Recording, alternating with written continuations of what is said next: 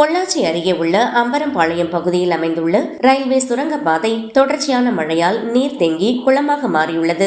இதனால் சிங்காநல்லூர், கெட்டிமேளம் புதூர் உள்ளிட்ட பகுதிகளுக்கு செல்லும் வாகன ஓட்டிகள் கடும் சிரமத்திற்குள்ளாகியுள்ளனர். பொள்ளாச்சி பாலக்காடு ரயில்வே பாதையை கடக்கும் இந்த சுரங்கப்பாதையில் மழைநீர் தேங்குவதால் பொதுமக்களுக்கு ஏற்பட்ட சிரமத்தை குறைக்க 2.5 கோடி செலவில் செட் கூடாரம் அமைக்கப்பட்டிருந்தது.